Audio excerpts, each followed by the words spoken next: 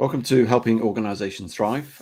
Today I have the great pleasure of Sion Stansfield on the show. Welcome, Sion. Thank you for having me, Julian. Yeah, it's good to have you. Good to see you this morning. You are the co-founder of, or one of the co-founders of Point 3 Wellbeing. Point 3 Wellbeing is a corporate training company that focuses on the mental health and well-being of the people in the brackets remote workplace, so wherever that may be. You spent 10 years creating high-profile sporting experiences for brands, including Adidas, Nike, Nissan, and Lucasade Sports. And as a co-founder of Point 3 Wellbeing, you host regular talks, workshops on well-being, mindsets, and how to optimize performance both in and out of work. And today, we're going to be tapping into your expertise and your experiences, and we'll be exploring performance and well-being in the workplace and sort of balancing that sort of goal achievement and the well-being of the staff. But before we get there, I just want to ask, what do you love about what you do, Sion? Well, Julian, I think it's a really interesting question. It's always one for us to reflect on and just remind ourselves why we do what we do. But one of the things that I absolutely love is when we're having these conversations, and I very much like to call them the conversations. These are those workshops that we're delivering with organizations. There is always that opportunity to learn something from someone that comes into that session. I very much position myself as a student of life. You kindly described as an expert there, but actually there's always an opportunity to learn something, and very much getting to open those eyes to someone else's perspective is always so interesting. So I love the fact that every day we get the opportunity to learn something a little bit new and take that into how we live our lives. It's great to have a learning mindset, and we know we're always on a journey. Just to tap into that a little bit, and just that you perhaps put you on the spot here a little bit. What sort of conversation recently you've had that has made you think differently about you, the world, your different perspective, that has challenged you, made you think, actually, I've really learned something here today? I don't know if there's anything that comes to mind right now. Yeah, well, I'm finding that actually one of the great things that I've experienced over the past year is life has slowed down a little bit, of course, because of the pandemic. And that's given me an opportunity to pick up some more books. Maybe I had that opportunity beforehand, but I've now made it a little bit more intentional. And it's enabled me to start to really look at things through so many different lenses, through all the different books that I'm reading. And that's then led to kind of conversations. So I always think it's worth taking someone else's viewpoint and then kind of putting it into your own life, and then having that conversation with your partner or a friend. So and one quick example is around values. What are the values that I live by? So there's a book that I've recently read by a chap called Mark Mason, given to me at Christmas by my parents. And it's very much sets out the fact that without our understanding of our own values, it's very, very hard to live intentionally, to make simple decisions, because we don't quite know what direction we should be pulling in. But when we start to understand our own values, and that provides us with that support network for who we are, and it enables us to be a little bit more clear about how do we make those decisions that we make on a day-to-day basis that are going to support ourselves. So I found that really interesting and just a nice nugget of thinking. I'm sure we'll tap into something about values as we start talking about sort of well-being and in organizations and in workplaces. But I just wanted just to start to explore how obviously organizations want to perform really well. They want to achieve, they're set out there to deliver profits and exist and the purpose that they were set up for. So can high performance and well-being coexist without compromise? That's a massive question for you, but we'll see where we go with that from a macro perspective for you. I think it's a really interesting question. And I think it's one that if I said no, they fundamentally couldn't, a lot of people would be pretty disappointed. Now, I think high performance is something that really we should be looking at over a long-term period rather than a single one-off kind of high performance peak that lasts for maybe a couple of months, maybe a year or two. Actually, if we're looking at high performance, it's probably something that should be considered over a longer term period. And in order to achieve that, well, we need to be more balanced day to day, whether that's in the workplace or outside of the workplace, so that we've got the energy and the ability to sustain that performance. So that doesn't mean shooting for the stars for one day and then dropping away. It's very much around finding that level of performance that is something that you would class to be high performance, and looking at what are those things that you do that can help you to maintain that. Okay, interesting. So you sort of define high performance in more from a long-term perspective as opposed to a short-term view. How in an organization do we get the right perspective on what high performance is from I guess from a business perspective, but also from an individual perspective? I think that's a really interesting question. And I think many of us will hear the word high performance and think we are all thinking of the same thing. But actually, every single person will have a slightly different definition for what high performance is. So I think the starting point for a business is to actually define what is high performance for you, and then making sure that conversation's been laddered down to the rest of the business so everyone knows what they're shooting for. Because for some, high performance might look like working 20 hours a day, 5 days a week. For others, high performance might be simply based on output. But it's really key for a business, and particularly that senior leadership team, to start to define what is that, and to make sure everyone within that organization is very much up to speed with what is high performance within our business. What does that look like? And what are those, because by understanding that, individuals can know what their role is to play into that to make sure their organization is performing. A very good answer, actually. I think it's important to ask that question about, define high performance.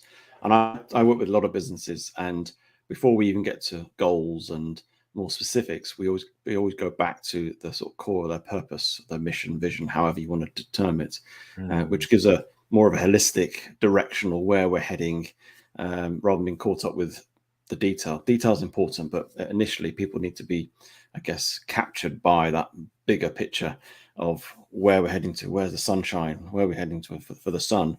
So that drops down to goals, and goals can be great. And we all do set goals, and we all push our boundaries of limitations, what we can do.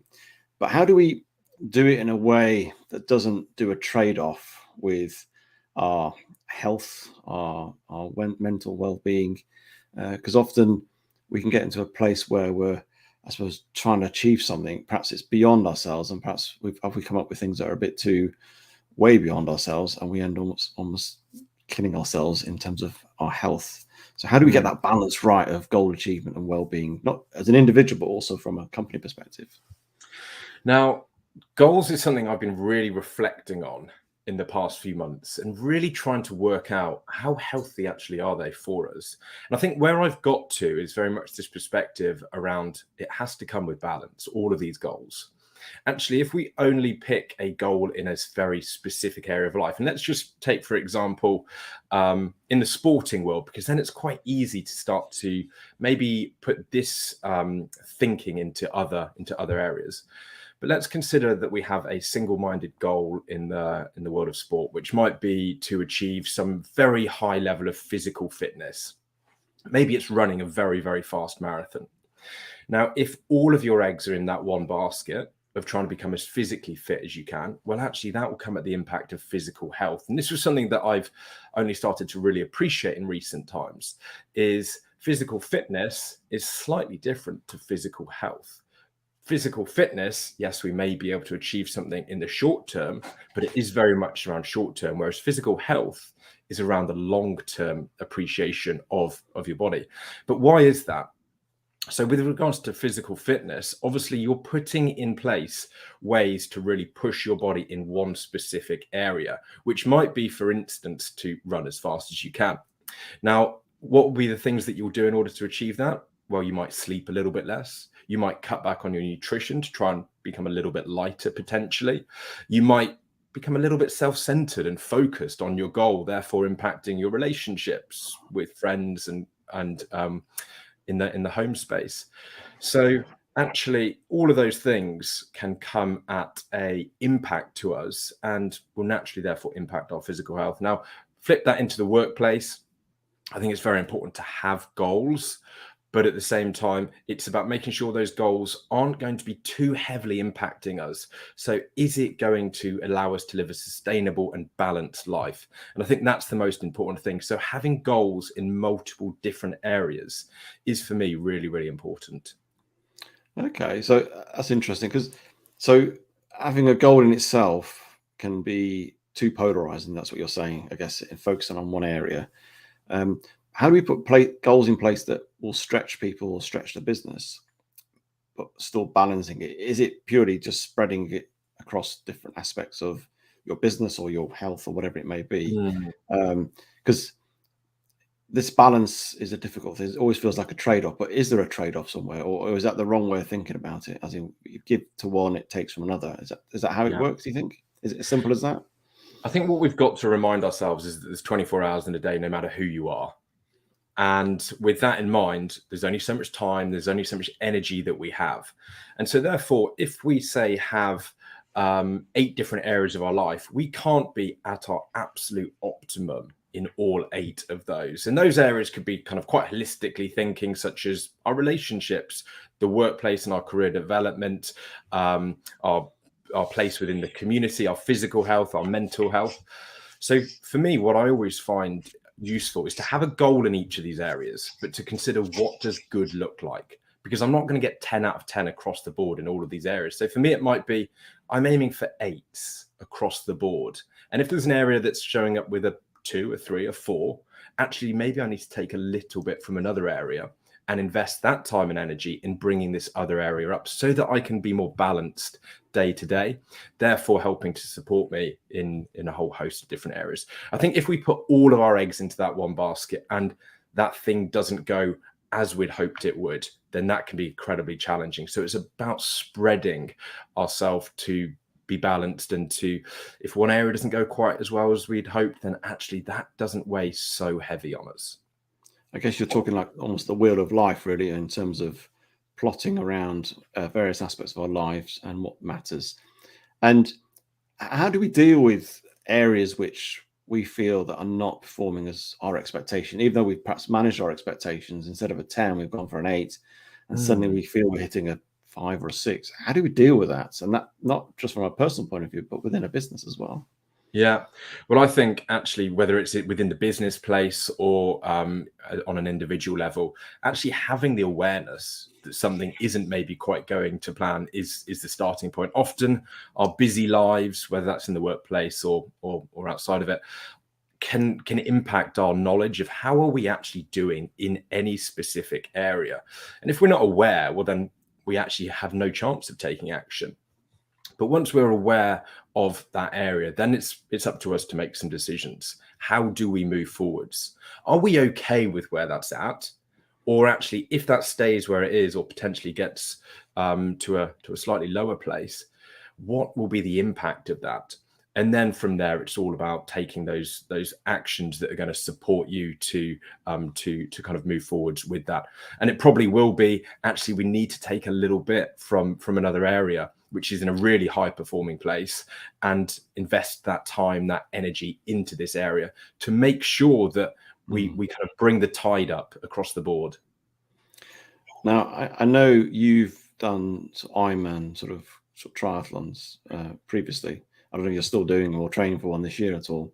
Now, having done one myself, it's quite a consuming goal in terms of a sport goal. I'd be intrigued just from your own personal perspective, how you manage to keep life together in terms of work, family, relationships, leisure, time out, when you're Yeah. training, whatever, 14, 15 hours a week, which is an awful lot of training. Yeah, it is an awful lot of training. I think at different junctions in our life, it's important to work out what we actually want from that area of life. So previously, I took 3 months out to go out to Cyprus and train with a triathlon squad out there. Now, that isn't something I would be looking to do at this point in my life, because that doesn't fit in with my goals kind of across the board. And so probably as a younger chap, I was very much focused on physical. What can I do to show off my overall kind of strength, fitness? And actually, nowadays, I'm very much looking at, you know what, if that area of my life isn't performing quite as well as it has in the past, I'm okay with that. Because for me, it's really important to still have enough energy to show up in my workplace. For me, it's really important to still be able to manage the relationships with my partner and my family and my friends. And actually, therefore, I've made a very conscious decision. The triathlon training, it probably was about 15, maybe sometimes more hours a week. Nowadays, it will be at 8 to 10 hours a week. And I've taken from that to invest into those other areas, both time and also importantly, I think it's around energy. And I guess the other thing is very much about having that conversation, firstly with yourself, and then having that conversation with others as well as to how you want to invest your time and energy so that it's not a surprise to others, so that you're showing up intentionally and in the manner that you'd said that you would, but it's kind of all out there. So for me, it's about communication as well, both in the workplace and outside of it. That's certainly one of the things that I haven't been great at in the past, is about having that conversation. But it's taken a lot of the pressure off, and it's really helped. And it's interesting having a conversation with yourself as well, and I guess assessing what matters, what's important, but also giving yourself some slack that actually I'll not be able to perform as I did 5 years ago when I was given 15 hours a week than I am now, and almost giving ourselves, being a bit more kinder to ourselves. I think often we're a bit hard on ourselves in terms of our delivery, which is important. Just shifting it to a leader's perspective in an organization.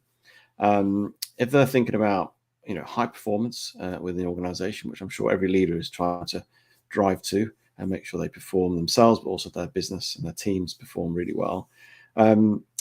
What things they need to consider in the context of looking after the well-being of their team whilst trying to drive this high performance?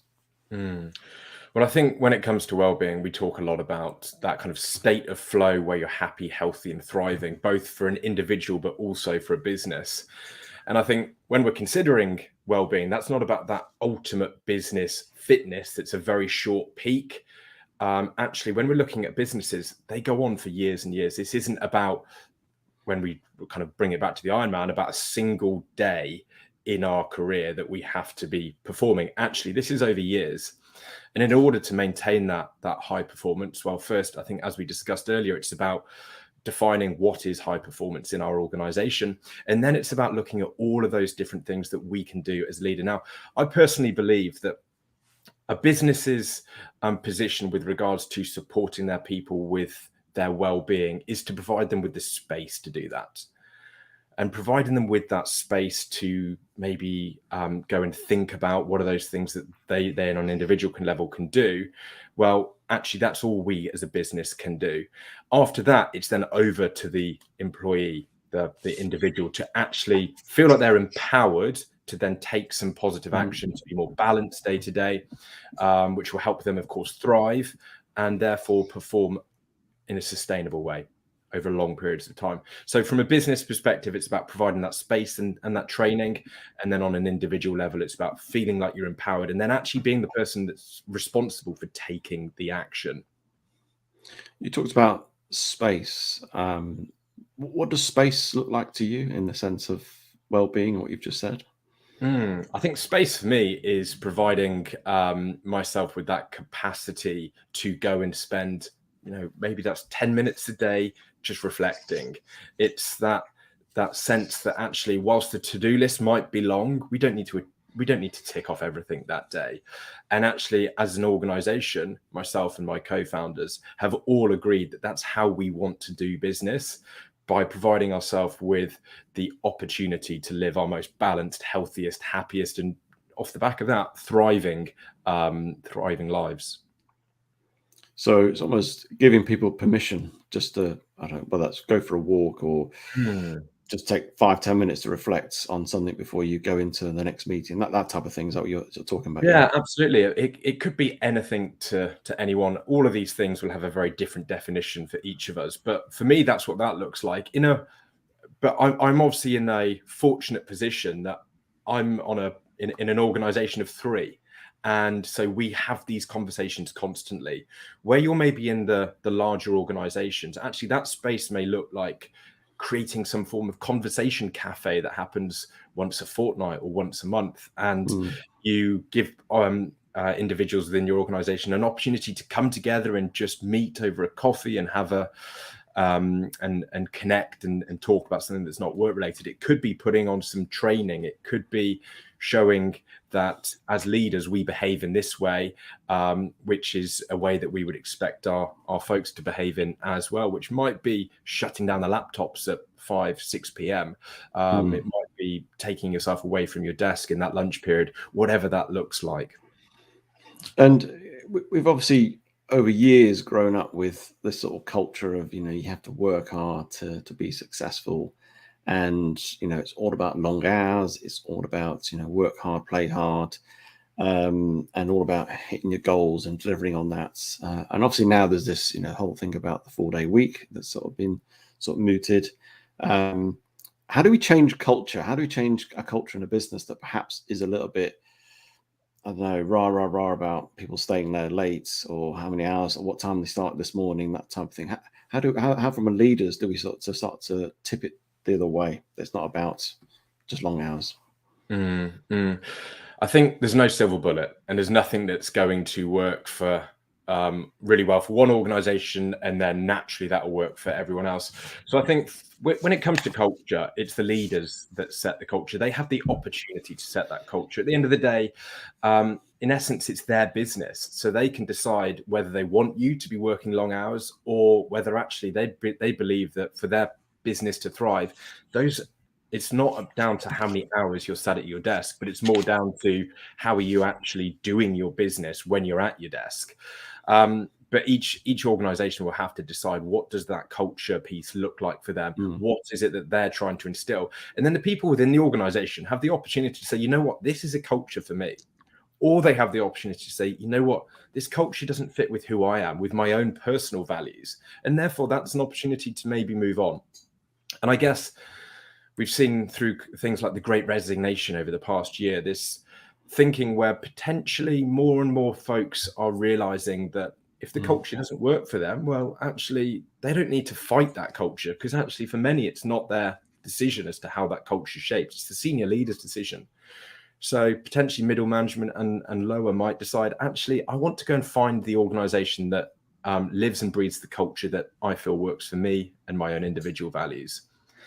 And so, yeah, I think that's the thing, being very clear with what your culture is, and then giving the opportunity to decide where they fit within that. Yeah, but I'm having lots of conversations with organizations, and we're talking about getting more focused on results as opposed to how you're getting there, how many hours people work. If they're delivering the results that you're expecting, obviously, as long as that's realistic in the context of what you're giving them resources, focus on that more about, are they knocked off at 3 o'clock? Well, they delivered what they were told to do, and that's great. Give them some slack, and they've got some freedom, and it's empowering them, as you said. What other things do we need to consider in terms of what might be obstacles if you're trying to change a culture? If you might be a senior leader, so you have that ability to change. What are the obstacles you may face in trying to get to a more of a, not just a people focus culture, but more of a holistic well-being culture? I think when it comes to kind of holistic well-being, if you're a leader that is really interested in helping your organization to thrive and to create a culture that works for your people, you need to speak to your people. That's the only way that you can start to really understand what is going to work for you, for your whole business in its current guise. And so actually having that two-way conversation and saying, we're open to this. It doesn't mean that necessarily we're going to install every single thing that you would like us to do, but it's about having that two-way conversation and actually hearing from your people, what are those things that are going to support them? And maybe it's about making sure that your people feel like they are trusted, so that they can knock off at 3 p.m.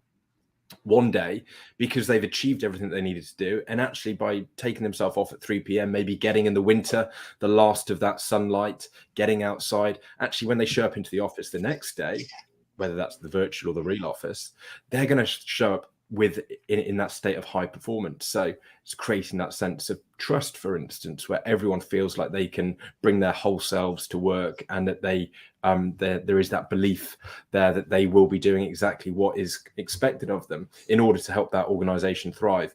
But I think there's no kind of one size fits all answer for this. But I would say, actually, if it's about creating that culture that's going to work for your people at this point in time, it's about having that two-way conversation and listening to your people and what do they need to feel supported so that they can then thrive. And just before we finish, what would be your one, it's not about silver bullets here, I'm not talking about one or the secret sauce, one sort of piece of advice to give to organizations right now at this time, 2020, to have how to sort of balance that goal achievement versus well-being of their staff? You've said a lot already about it. Is there anything else that sort of springs to mind you think actually this is really important as well? I think it's about measurement of a whole number of different metrics and setting goals in different areas. So for instance, it became a bit of a realization for us at point 3 that maybe we weren't living and breathing this whole well-being aspect as well as we could, because we were actually only measuring a financial target year on year. Now, actually, that didn't therefore give us the ability to really live a balanced life, because we had to say yes to everything in order to achieve that single metric that we were focusing on. But if you're looking at maybe a metric of a financial target, that's your sat nav set for that, but also a metric of how are our people feeling within the organization, whether that's stress levels or whether that's joy levels, whatever that might be that you're measuring. Actually, it's about then balancing the two up in order to create what is in essence a culture that will support their people. But also, of course, knowing that businesses have to make profit. So it'll also intertwine with the financials as well. So I think it's about considering a whole host of different metrics that you can measure that aren't single-mindedly focused in one area, because that then starts to come back to that physical fitness versus physical health. Actually, by having goals across the board within that organization, that's going to hopefully lead to everyone kind of thriving and being balanced, and therefore feeling like it's a sustainable place to work.